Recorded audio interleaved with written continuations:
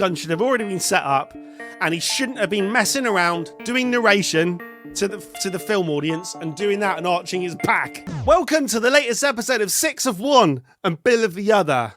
I'm trying to avoid looking memorable. How about you, Bill? Yeah, I thought it was funny that in the movie, he comes out and he's like, so I don't draw attention to myself, I want to dress like an asshole. And right before we started filming, you're like, I have the same shirt. I have the same shirt. I have the same shirt. I was watching it and he did that bit where he talks about I've got to look like a German tourist because no one ever wants to talk to a German tourist. And I was sitting watching The Killer by David Fincher, and I was wearing the shirt that he was wearing as he was talking about it. Oh my God. I just told you look like a German tourist. Meanwhile, all the German tourists are watching that movie like, "Und why is that? Und why say that?" and now they're going to be reevaluating their lives, going, "We all look like the Mercurial Number Six." I look like Mercurial Number 6. David Fincher, one of my favourite ever directors. Some of my favourite films, Seven, Fight Club, especially Zodiac. So I was looking forward to this one. And also the TV shows he's done, House of Cards, and before it fell off a cliff. The first few series of House of Cards, and Mindhunter before it got cancelled. Before they even got going with the storyline. Well, I'm pretty sure that this movie was made because they canceled Mindhunter. I think this was his consolation prize. You reckon? I believe I heard that, yeah. Historically, Bill, are you a fan of David Fincher? Or, I love David Fincher. You do? I so thought you were going to say 06. I hate David Fincher, and I hate all the works he's created. We appreciate David Fincher. Bill, tell me about The Killer, which I saw on Netflix. I was surprised because in The Killer, no one dies. No, I'm just kidding. It's about a contract killer who is extremely sure of himself. I'm trying to, because I want to talk about this with no spoilers for a little bit, so I don't want to give away the whole plot. But he is a perfectionist killer, and then something goes awry, and he's going on the hunt. I think that's all I can say without giving away spoilers, right? He likes the Smiths. Shall we say, straight off the bat, that if someone out there hasn't watched The Killer, it would be helpful to have watched it before you listen to us. Because it's really hard to talk about this without going, spoilers. And also, before we get going any further, if you like, no, you haven't even watched the video yet, but I'm telling you in advance, right? You're going to like it. You're going to like it. I'm telling you right now, you're going to like this, and you're going to want to subscribe. I want to have a clean version, right, Bill? Just I want to see if it works. Press like, press subscribe. So what he's talking about is we found out that YouTube added a thing that when you say like and subscribe, it flashes. So now it might be a little annoying, but we're going to say like and subscribe as much as so. I'm going to be like, well, Mercurial Number 6, I really liked The Killer, and I subscribed to the theory that it was a good film. So it just lights up the whole time. You know, you got to do something like that. Yeah, like. Subscribe. That's good. So, when you said it was flashing, I was hoping that the buttons would actually take their clothes off. That doesn't happen. They just make a little light thing like that. This is a kid's show. We wouldn't do that. We wouldn't show you. Not like one of those pens that strips when you hold it that way round and then that way round. The only thing naked here is our ambition. Oh. Right. All right. Come so on! The Killer. So Spoilers. The Killer, he's a contract killer. He goes for the first 20 minutes and tells you how much of more robot than man he is and how great he is, and then he immediately blows the first kill that we see, and then he returns home and he finds that someone has tried to interrogate and almost murdered his girlfriend or wife. They never really say. And then he goes on a roaring rampage of revenge and the Smiths songs in order to, get back at the people who hurt his love. And if we're getting right into what we thought of the film, I have a little story, a little aside that's going to get a background eventually. But when I was a kid, I'm showing my age a little bit, the Nintendo Entertainment System came out. And me and my little brother, may he rest in peace, saw Super Mario Brothers, and we thought, this is the greatest graphics we'll ever get. So we asked our parents, but money was tight, and our parents said, unfortunately, we can't afford to. So about a year later, it's Christmas time, we open up all of our presents, and we're happy, but we're kind of, it's done. And then my mom looks at us, and she goes, what's behind the couch? We go, what? And we go behind the couch, and we take out a trash bag, and in the trash bag is a wrap gift, and it's a Nintendo Entertainment Center, and we're overjoyed. Now, flash forward years later, my brother is in his 30s, and my mom would give us like socks and underwear and robes and things for Christmas. And still, every time we finished, my brother would look to my mom and go, "Is that it?" And that's how I feel about The Killer, because you watch films like Fight Club and Seven, and he's such an exceptional director that The Killer is fantastically shot, fantastically directed, fantastically acted, and fantastically scored. But at the end, I kind of was looking behind the couch just to see if there was anything more. Would be You're suggesting that David Fincher originally over-delivered like Santa Claus on a specific Christmas, which was Seven, Fight Club, Zodiac. Well, and he's failed to empty his sack thoroughly. I wouldn't put it that way. Again, we're a family show. But I think that there's been a lot of twists and turns. I kind of felt this way with The Girl with the Dragon Tattoo, where it's just a very well put together movie, and you're just expecting some kind of twist or something to like really push it over. Like even The Social Network was a biopic, but with the music and the way it was shot, it just had something that made it more than. Which I feel like this film is very good and has elements of a lot of his other films, but I wouldn't say it was more than. I would say it was enjoyable, and it was very well made. I thought this was quite an interesting film. I felt it was more like an essay, and it was like Spanish, like Latin. Are you saying? It's amazing how physically exhausting it can be to do nothing, and we entered the world of the monologue, which is a David Fincher thing, I assume, because Fight Club's got the same kind of thing going on. Made me think of Blade Runner, kind of. Well, Blade Runner has the terrible, because he hated it so much. He was they like, say this, don't they? The rain was The rain was falling, and I wondered, is this chicken android? They say, right. So this is the thing, right? So yeah, Harrison Ford famously didn't want to do the narration; he was forced to do it. So they zip tied his hands behind his back. And someone had a foot on his neck. This is a true story. A foot on his neck, and he was pressed against the mic, and he went, "It was a sad day." I emptied my sack like tears in rain. So Ridley Scott puts a director's cut out, and everyone around the world says it's just amazing because they dropped the narration and they let the film speak for itself. And I sat there and thought, oh, I loved that narration. I love that Harrison Ford. You're the only one deadbeat narration. I think you're the only one I've ever heard of that liked the narration better. Love it. Are you saying? Yeah. Are you saying ironically it's so bad? No. I think the Harrison Ford Deckard narration in Blade Runner is great, and The Killer begins with our assassin opposite the building of the target, and to me, it reminded me of Hitchcock's Rear Window. It had to be. Jimmy Stewart. Jimmy Stewart had his leg in a cast. This guy, the killer, just does lots of. He decides to fill his time with yoga, right?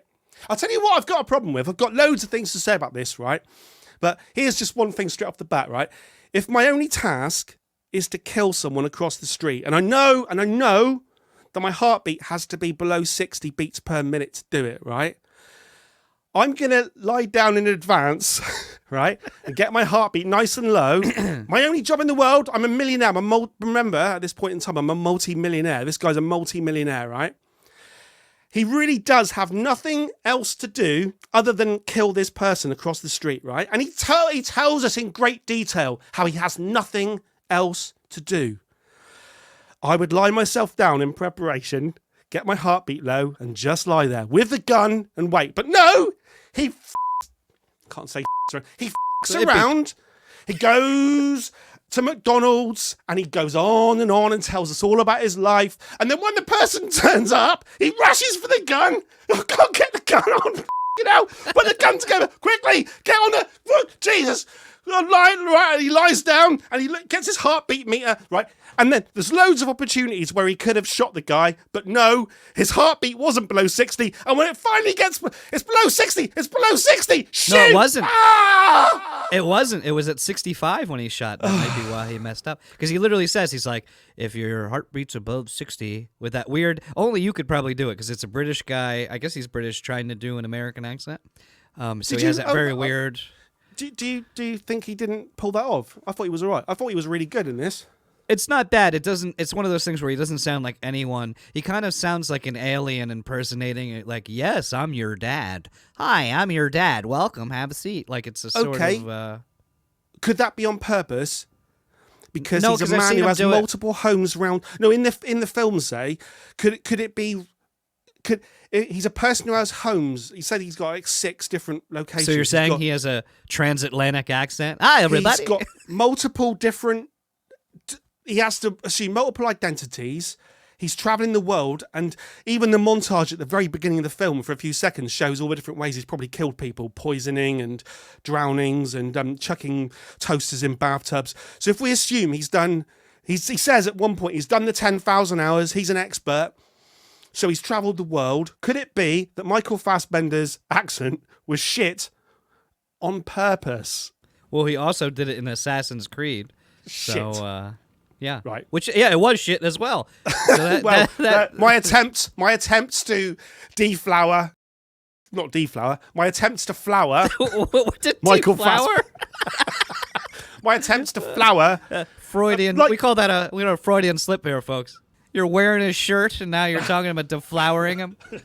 Roll Michael Fassbender in flour on a kitchen worktop. So the interesting thing is the first 20 minutes he's telling us how perfect he is and how he plans everything, and he's got to get his heart rate under 60. He is not just like the rest of us.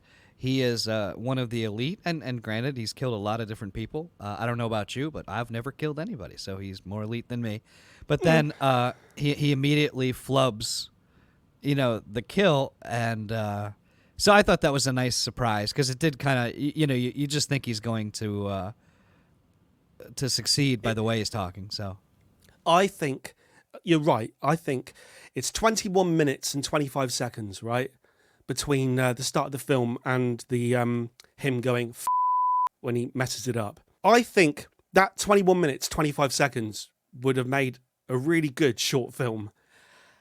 You've got a bloke who's coming across as ultra confident. He's kind of lecturing you in the ways of, to be as perfect as me, you've got to be like this. And he takes the shot. He flubs it.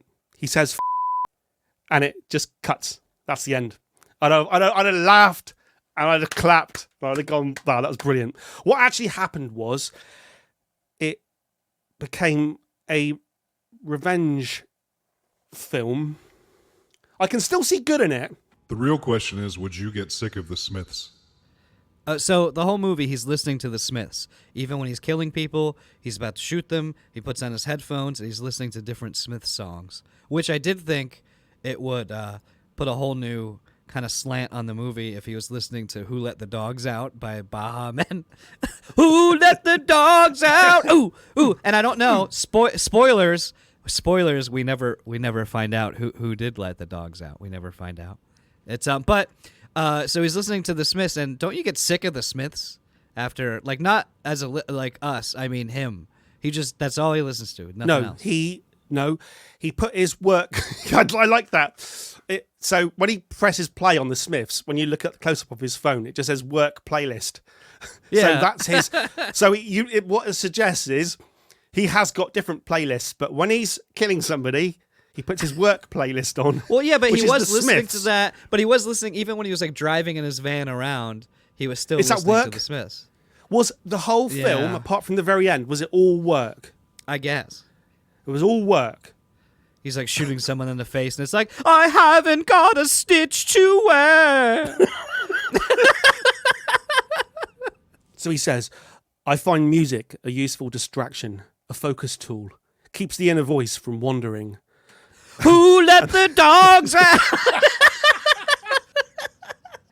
But I learned something. I always thought, because I had subtitles on, I always thought when he goes, I am the sun, I am the air, I always thought he was saying A-I-R. No, yeah, And I then know. Do you he's- know what? That's one of the most common. You get excuse me while I kiss the sky and all that sort of stuff. Yeah. A common misunderstanding. One of them is that Smith song, "How Soon Is Now," when people think I am the sun, I am the air Yeah. of nothing in particular, but yeah, I am the air Something is criminally vulgar. of something that is criminally vulgar. Have you Morris- ever oh, have you ever God, I love like Morrissey. have you ever described something that way? It was like, hey, Mercurial Number 6, I saw you saw that movie The Killer. What did you think of it? It was criminally vulgar. It's criminally vulgar. Oh, That would be a tagline. That could be a tagline for our show. Criminally vulgar. Welcome to 6 of One and Bill of the Other. A podcast that is criminally vulgar. Criminally vulgar. Yes. It is 6 and 1. They talk about nothing in particular. I just love Morrissey's lyrics. I think he's one of the greatest lyric writers of all time. He gets in a little bit of trouble over the years He says some for his little- politics, He says some odd things from time to time. but this film just reminded me how great the Smiths are, because I think the Smiths were probably the greatest indie band. Like in the 80s, they kind of invented, like when I think of indie music, it's got a certain feel to it, like an Oasis, Blur type feel to it.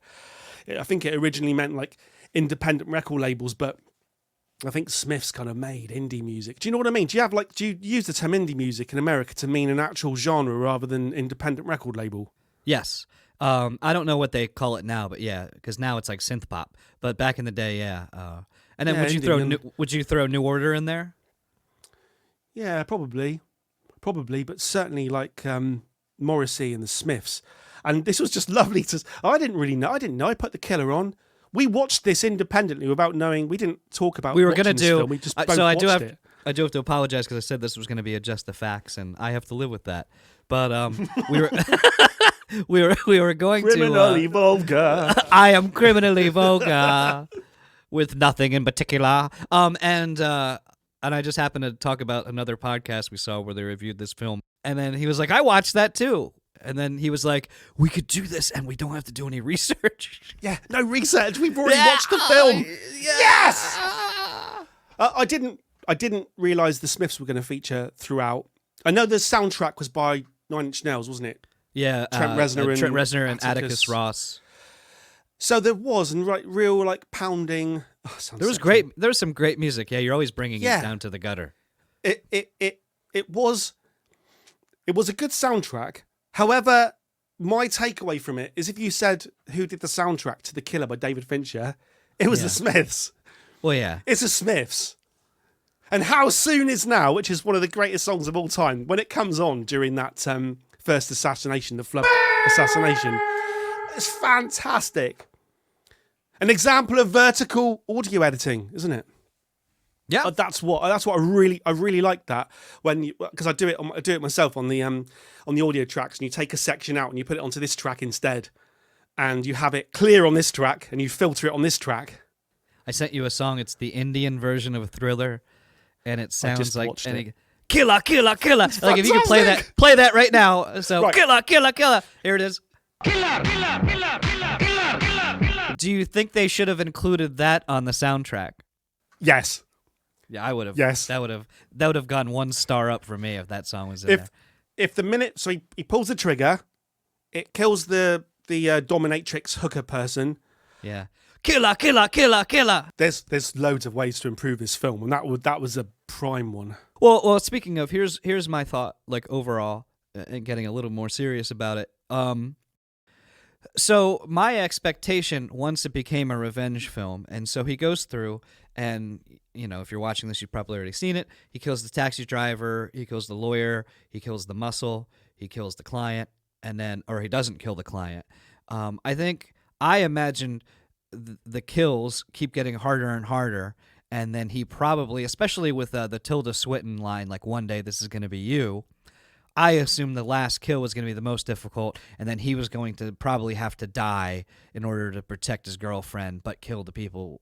Is most revenge films that you see, maybe they survive, but usually it sort of escalates in tension and difficulty. And this one felt like it was going to do that, but didn't.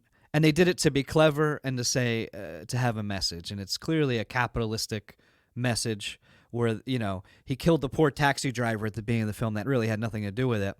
And then he does not kill the guy who ordered the cleanup, so to speak. And I've seen a lot of people confused, like, why didn't he kill them? And I think the film makes it pretty clear. First of all, if you pay attention, he's caught on surveillance like 2 or 3 times just getting into the building. He says, I can't kill this guy because the more important they are, the more attention and the harder it is to be anonymous. Like if you kill a taxi driver in a smaller country, you're not going to get nearly the attention that if you go and kill Bill Gates or somebody. And I didn't catch this at first, but when he's purchasing the ammunition to go to the penthouse, he literally says, no, I don't need any ammunition. I assume when he said that, he just had his own, but he knew right away walking into there. So anyway, my point is, it's clever in a social commentary way. And I'm also someone that we see so many sort of rote Joseph Campbell-like stories where they grow and you know exactly what's going to happen and they face the big bad at the end and then you have the epilogue, that I'm kind of sick of that. So I appreciate that he did something different. But as I said at the beginning when I was talking about the Christmas present analogy, I didn't feel satisfied. I got it and I didn't hate it. But when he's kind of just sitting there drinking and he makes the point, yes, I'm just like everybody else, which I didn't really feel the character growth. I get he's saying that. I know he flubbed a lot. He becomes one of the many. I've now become one of the many. That was supposed to be the punchline of the film. That he talks about being special for the first 20-odd minutes, and he's not one of the many. But through this sequence of events, he's now one of the many. Yeah, he's shown through the sequence of events that he's not perfect, and we get that, but I don't know that I bought it as growth for the character. Like, I don't know that I bought that he... No, it didn't work. So my question to you is, I liked what they did, but I didn't feel satisfied. How did you feel? At the end of the film, did you go, oh, okay, great, or did you feel like something was missing? I thought it lost its way because I thought it was more of like an intellectual exercise in let's follow someone through his life who believes he thinks he's something special, but he's actually a bit of an idiot. Yeah. And just when I'm thinking that, an idiot who thinks he's clever, he says out loud, I'm no genius. So even as they're writing it, they understand. Well, and they walk a subtle line, because I think a lesser movie would just make him a bumbling idiot the whole way. And they don't do that. And in fact, a lot of this movie, and what I enjoyed a lot about this movie, is they have a lot, I call it competency porn. And a good example of competency porn would be Mike from Breaking Bad and Better Call Saul, where it's just like Mike's like the A-team. He's buying a bunch of stuff from the hardware store. You don't know what he's doing. And then you go, oh, I see his plan. And they do a lot of that. And in fact, after you've done this video, we can't play it for copyright reasons, but search Bad, Bad, Not Good, and the song's called Can't Leave the Night. It's the song they play when Mike takes apart the car in Better, and I always play it. So like on December, the day before Christmas, I'll be putting together my kids' like Oshkosh Bagosh Christmas set, like kitchen set, and I'll be playing that song in the background, and I'll feel like a total badass. But I really like that, and that's a very... You do look like Mike. I have the look... In a few years... Walter. In a few years, the transformation will be complete, and I'm from the Philadelphia area too, so go figure. Except for I'm not tough or competent, so I just have to work on those two things. But anyway, there was a lot of like him going, "I'm going to order some things from Amazon," and you don't know why, and then that's how I'm going to get into the building, and I really enjoyed that aspect of the film, but it was like, yeah, I think they wanted to portray him as more of incompetent he really was, or I don't know. Can I talk about some of the because I've got positives, right? Can I just talk about some of the negatives before I get into my positives, right? No, please don't. I'm not. Just imagine you and I are writing this killer film, right? I just don't quite get the attempts at character development, right? Chapter 2, Taxi Driver. So he keeps saying. So my point earlier, what I was going to say was, he keeps giving this same speech, which I didn't really realise at first, but he goes through it. Empathy is weakness. Weakness is vulnerability. And for every kill, he repeats the same speech, and kind of messes up in some way in each time. The taxi driver, he displays his no empathy. Empathy is weakness. Weakness is vulnerability. Bang, shoots. Quite shocking, really.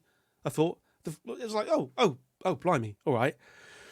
A couple of kills later, Dolores, the lawyer's secretary woman, he displays empathy. We're talking like basically in the storyline of the film, like the next day. I can't see. Well, I get it. I think, don't really. I think they're trying to show that he's a hypocrite. So I think he's somebody that's trying to hold himself to an ideal that he doesn't. That he realizes he doesn't reach. So it's easy. It's easy for him with the taxi driver because he doesn't have a personal relationship with him. But you get the feeling that the lawyer assistant he knew, and then and she was around long enough to sort of know he was going to kill her and beg him enough to get him to change his mind. I like that. So I like that. He's a hypocrite. Well, he's got all this spiel, and not only is he incompetent, because we've only got his word. He's like, it seems to me like he's a bit of an unreliable narrator. Because he's done the 10,000 hours, and he talks about how he's the greatest. But I could have killed that bloke in that rear window scene at the beginning. Well, I could have done that, and he's just shot the dominatrix. He's hopeless. He's rubbish. I kind of wonder if he's sort of the internet keyboard war, like how there's people on the internet like, well, I do this and I would do this, and this is how you have to do it, and then it's like showing them in real life, and maybe they even believe it of themselves. But I saw it as more of a psych out way. Like, you're gonna fight somebody you know is gonna kick your ass, so you're telling yourself, no, I'm gonna kick his ass, and I'm gonna do this and stand this way. It's a way to sort of center yourself, but even you don't believe it, is how I took it. Okay, my next criticism. Right, the fight scene between our killer and the brute. Right. Now, right, I loved that fight scene. It was great. I thought I really liked it. It was probably one of the after my first 20 minutes, which I loved. It was probably the best part of the film. Right. However, have you seen Michael Fassbender? Have you seen him? Right. What's funny? He spends all his time doing yoga, eating McDonald's, and just stretching. Right. How come he suddenly becomes Bruce Lee? Well, what was funny to me is I caught myself. You see Michael Fassbender with his shirt off. He's got like a 6-pack, and so I'm watching this fight scene, and I'm going, oh, this is what it would be like if I fought this guy. Meanwhile, I'm like not in shape at all. Like, so I caught myself in head going, okay, this is how I would have to take this guy. Because I'm not as big of a guy. But then I was like, I am nowhere. I've never been in the shape he's in for this movie. No, you're right. Okay, Michael Fassbender is in better shape than you and I, right? But there was one particular punch that the brute delivered. It was an uppercut. That would have broke his jaw. That would have. He'd be dead. He would be dead. And I know you can say this about any film. You have fight scenes where someone gets kicked through a wall, which sort of happens. This guy was punching so hard, right? That he punched Michael Fassbender like twice in the face. And on the third time, Michael Fassbender did that, and the bloke punched right through the wall. So you know how hard the punches were. Michael Fassbender is not surviving any one single one of these punches. Well, at the very least, his jaw would be wired shut for the rest of the film. You see, in the next scene, he had a little. Don't you love movie scars? Yeah, don't you love movie scars? Like, they never have a flat nose; they just have like a little thing. Did you what I wondered about that scene, and did I miss something? So he's clearing out the house, and again, I am not a contract killer, but he's clearing out the house. You clearly hear the guy in the bathroom. He clears every room in the house, and then he just walks by the bathroom and doesn't clear it and goes to the bedroom, and then the guy's like, in the shower. Why didn't he clear the bathroom when you could clearly hear the guy's pooping, he's grunting, because he's incompetent. Right? Yeah. He's incompetent, isn't he? That's what we're getting from. Right, okay, right. But here's the problem. He's incompetent, but he bought a card swipe thing off Amazon, snuck into a gym, and cloned the card like 007.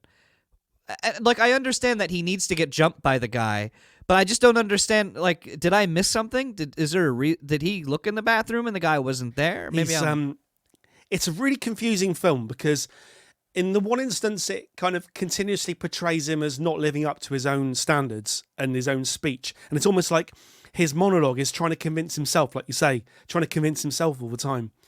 And on the other hand, he obviously is a really, really successful assassin who's put the time in, has killed loads of people and never failed, according to him. I just want to point out that if he would have listened to Who Let the Dogs Out earlier in the film, when the dog did attack him, it would have really married. Like, that's why I felt you know. I got 2 more points for the brute scene, right? And one is man versus dog. I liked that, and you're absolutely right. If we had switched from the Smiths to, oh no, who let the dogs who did that? out? The Baha Men. If we had switched to, if he'd taken off work playlist and put it onto Get Past Dog playlist and put the Booha Men, what are they called? Baha. The Baha Men on, the right? Baha, yeah. Right, and my other favourite bit was this brute is coming in. This guy is, holy shit.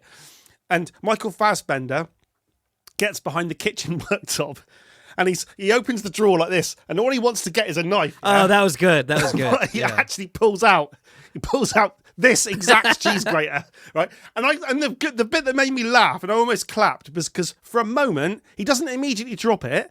Yeah. He looks at it and thinks, "Yeah, I can do something with this." Scrape it across his face. Yeah, and he does it, and he looks at it, and then eventually he goes, "Nah," and he throws it. But that was a comedy moment. I just picture you. Moment. I just picture you alone in your house, like clapping after. I do.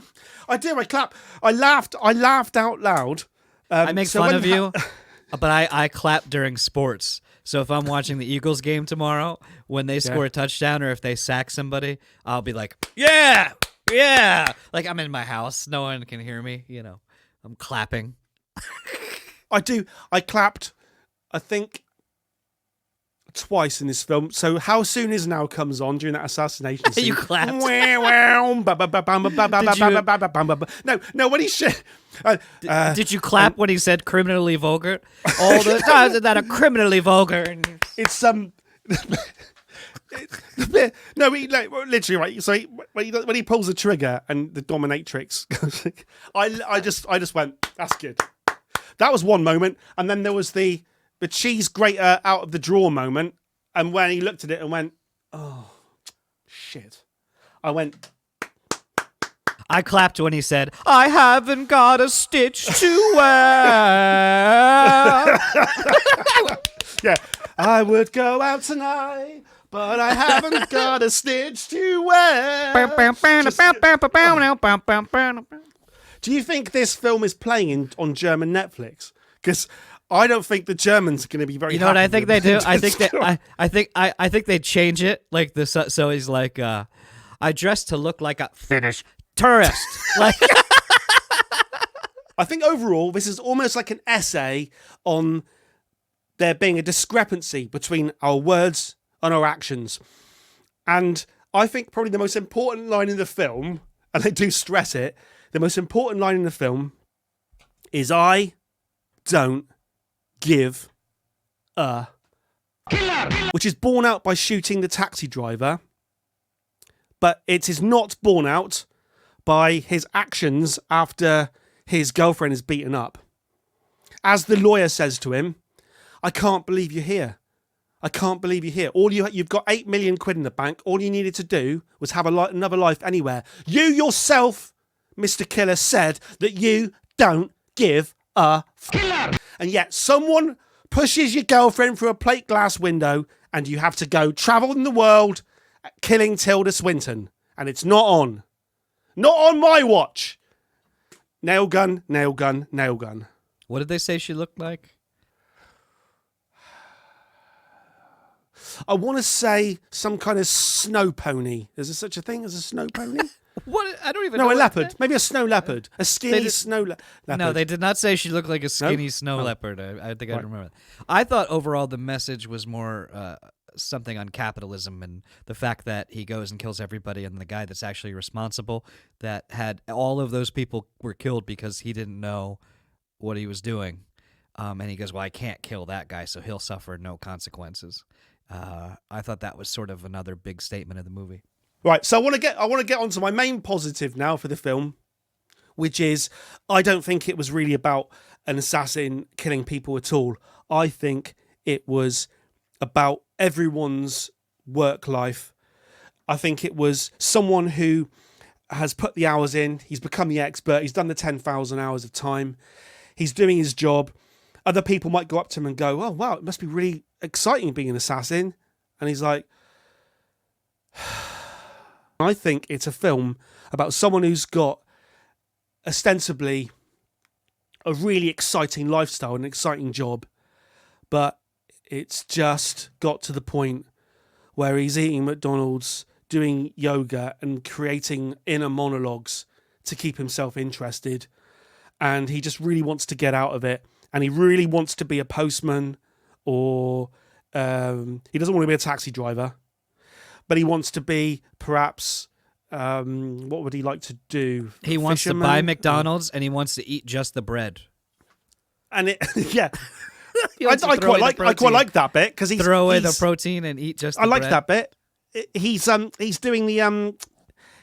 the no carbohydrate He's diet, doing isn't he's he? doing the keto thing, but it's very elitist. Yeah, he's doing the keto because thing. it's- He's doing the it's keto very- thing. It's very elitist though, because it's like yes, I do McDonald's, but I take away the bread. Like it's like I'm not one of you people, which was a nice touch, I thought. I've never even considered that was the most clever thing in the film, right?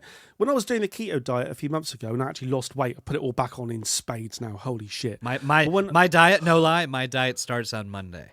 So Mine starts tomorrow.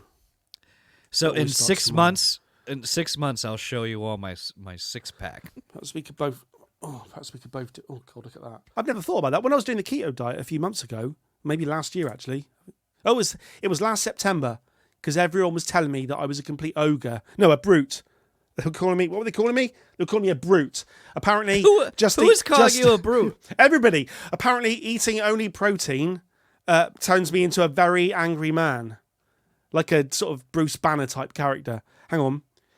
I never once thought. I was never once clever enough to think, oh, I could just go to any fast food place and just order any burger I did and that. just chuck the bread away. Five Guys. You've done it. You've already done it. Yep. Really. Damn, Five you're Guys. more clever than me. Five Guys on. sells it. You actually have lettuce on Five Guys. They make burgers. You've already done it. But I remember when I gained some weight a few years back, people would just call you out. Like I'd just be walking, and a guy would be like, "Damn, Bill, you're fat." The problem with if you've got so I've got lots of addictions in life, right? And I got like an addictive personality where I just have to consume whatever the thing is that I'm currently into. But food's a lifelong one.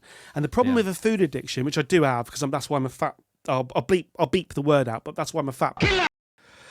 There's going to be a lot of beeping in this episode. But the problem is it's visible because you can have lots of secret addictions, can't you? Yeah. But absolutely. if you put 5 or 6 stone on, people look at you and go, "Oh, so Mercurial Number 6, living the high life for you." No, Mercurial Number 6. Oh no! This is the one. This is the one they really do to me, Bill. Right? This one gets me right, and people don't realize they must know it, right? But they go up to me and they go, "Oh, you're looking well." Oh, nah! Do you know what "you're looking well" means? You're looking fat. Maybe they actually mean that, and you're No. self-internalizing. Here's another main point, okay? With Tilda Swinton. How do you pronounce her name? Tilda Swinton. I want to say Hilda Ogden, but it's not Same Hilda thing. Ogden. Same thing. Tilda Swinton, right? There is a long joke, right, about a bear that plays out. Oh yeah. And to me, this is another main point I've got, right? To me, this is the linchpin of the whole film. This one-on-one scene in this restaurant and I thought it was good. And I thought she was great. They sit in this restaurant. She tells this joke about a bear, and to me, it reminded me of one of my favourite comics in the past. I bought it on when it was first released in the 80s, called The Killing Joke by Batman comic, The Killing Joke. Yeah. Now I have got it, a first edition. It's over there, but I know the joke, the flashlight joke. Yeah, and there's a load of boxes in front of it, and what I wanted to do was I wanted to have the cheese grater and the Killing Joke, but I can't get to the Killing Joke because someone who shall remain nameless has put loads of boxes in front of the shelves. But anyway, that whole comic is basically geared around that joke. It's a comic that's about that one joke, the flashlight joke. And where Batman, after the Joker tells the flashlight joke, Batman finds it so funny that he embraces the Joker and they kiss. Right? Right? And this to me was, if you said, Mercurial Number 6, what's the killer all about? I'd say, do you know what? It was about a killer. Oh, I had to beep that. It was about bear basically. It was the whole film was set up around a joke about kind of bestiality joke. If I was in the film, I would have told a Super Dave joke. Would you like to hear the joke that I would have told? Yeah, please. Okay. So there's a guy at work, and his name is Dave, and he's telling his boss, he goes, "My name is Dave, and I know everybody. Dave knows everybody." And the boss goes, "You don't know everybody, Dave. Please shut up."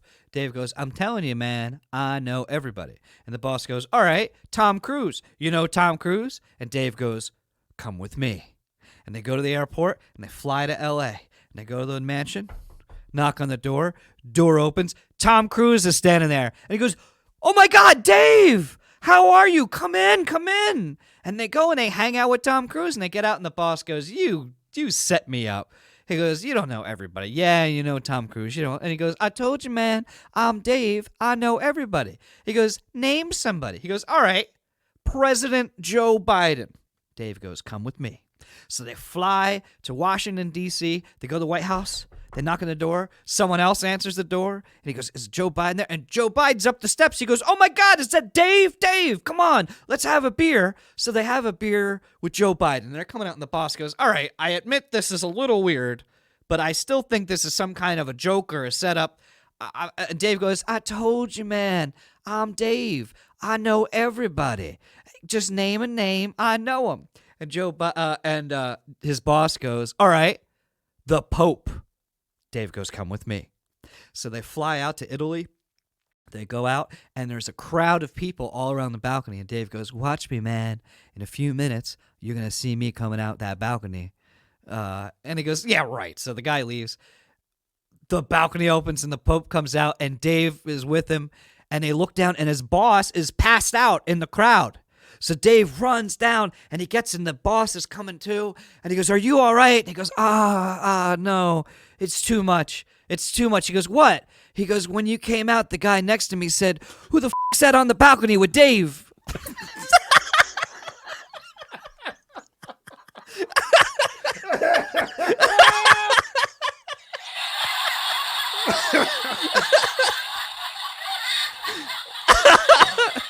Bloody hell. That's a joke I would have told. That was better than the bear joke. Hey, I'll tell you what. That was. I think I might even cut that out and put it at the beginning of the episode. Do you know what? Right. Do you think the bear joke was supposed to be summing the film up? It felt like, so the hunter is our killer, Michael. I was going to say Michael Hutchins. What's his name? Not Michael Fassbender. Michael Fassbender. I was going to say. So if Michael Fassbender is the hunter, and he's constantly going after the bear, and then the bear says, "You're not really out here hunting, are you?" Or whatever. Yeah. So that, to pick that joke, they must be making a point. So what's the point? Maybe I missed it, and maybe there is a sort of metaphor. It has to be. But I kind of was wondering if it's just a wag the dog story, where the story is just long and doesn't really have a point. And you're right. I suppose there was the point that she's saying, I don't know. Maybe it's like a threat, like don't f with me, because you're in over your head and you keep getting screwed and you keep coming back. So maybe you just want to be screwed. Yeah, maybe is what she's saying. You're a killer. You keep going out there to kill, but actually, you really want a bear. Killer. That can't be right.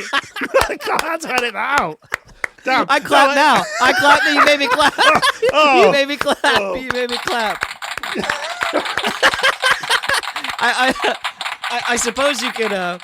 I suppose you could beep that whole thing out. I will. It's just I'll a leave it string in. of beeps. I'll leave Yeah. it in and beep it. I'll leave it in and beep it. Do you think that? Do you think? It would do you sting. think that the it would way sting. her attempt to kill him? Didn't you think she had something a little more clever up her sleeve than the old? The tiny little knife. She tried to. We saw. We had that at that. We just had Thanksgiving. We just had that at Thanksgiving, and we had that little knife. We'd put cheese on crackers. Yeah, She it was tried a to kill tiny him. little knife in her palm, and it was to say. So he killed her while she was saying, "Please help me, because I've broken the heel on my shoe." Maybe she just wanted to shave before she died. You're gonna have to cut this joke out, but I'm gonna say it anyway.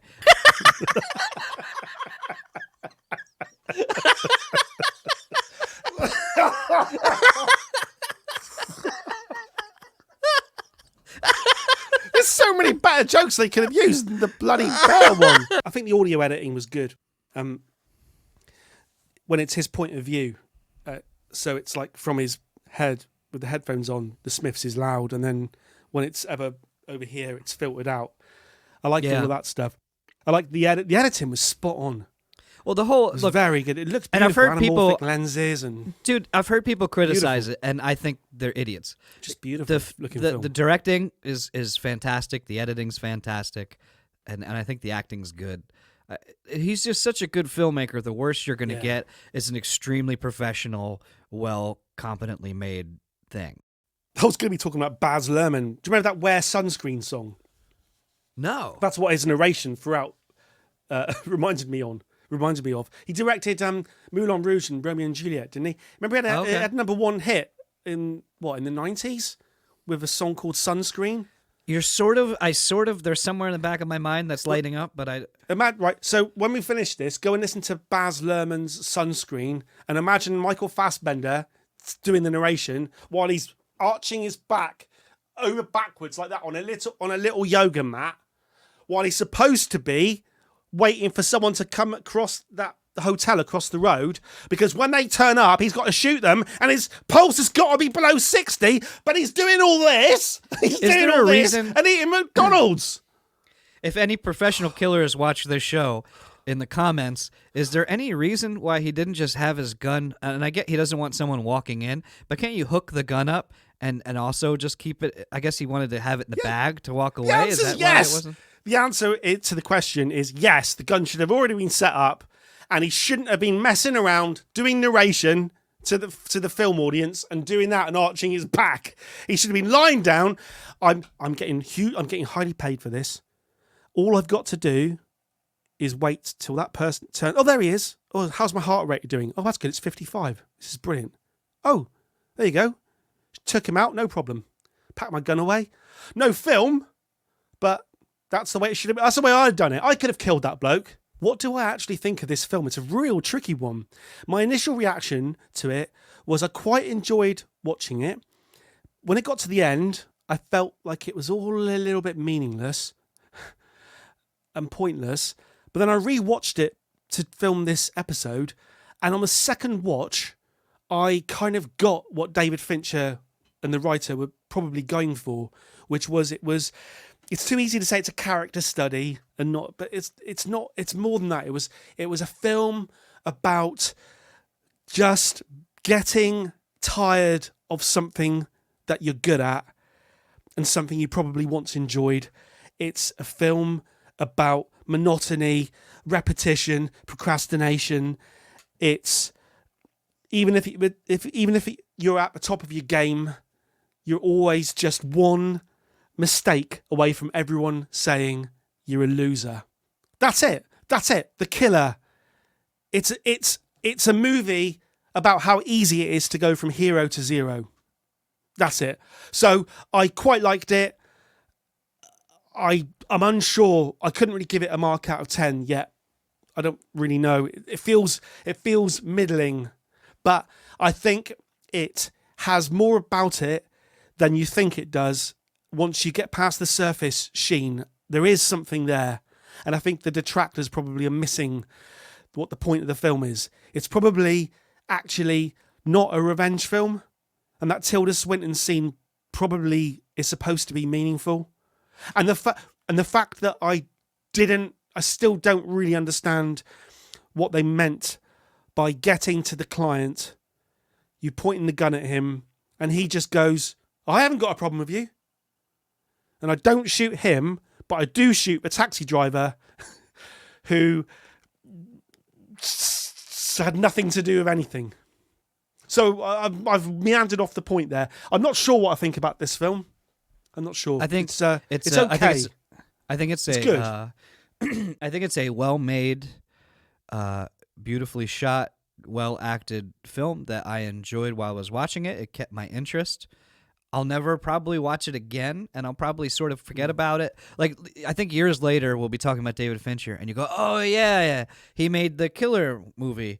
As I think the elements that are kind of memorable are more memorable from other films. The narration and the sort of commentary on capitalism, I'll remember more from Fight Club. Yeah. The sort of tension and things I'll remember more from Seven or from Zodiac. And so I enjoyed it. It's worth watching, I think, but it's not something that I think I'm going to put into the Criterion collection to go back and watch again. But I thought it was good. So it's like, I guess if I was giving a grade, I'd say like a B plus. I'll give it. Oh, I like that. Maybe we should do that. If we do reviews, we'll do like school report things. I'll give it, at the moment, I'd give it a C plus. Ooh. But I'm strict. Imagine me with a mortarboard and a cane and just caning some poor young lad. No, don't imagine that. For the folks at home, the only reason he gave it a C is because they made fun of the way he dresses. I can't believe that they. It's bad when a movie mocks you, and the movie has it like this. The movie has never seen you, and it still managed to mock you. And he always says, too, what's funny is whenever he goes on vacation, he's like, Bill, no one talks to me. I don't understand why. See, he's behind me in the poster. Those poor, those poor unfortunate German tourists. And on that note, I think we decided that The Killer was all right, and we are now gonna leave you until next time. Keep it real in the field, all right? It's been real. Thank you. Over and well, this is television. We'll keep this in. Just me. I'm going to put a dinosaur just coming up behind you, and you looking completely blankly, and even though it's doing that with its mouth, and you're just going like that.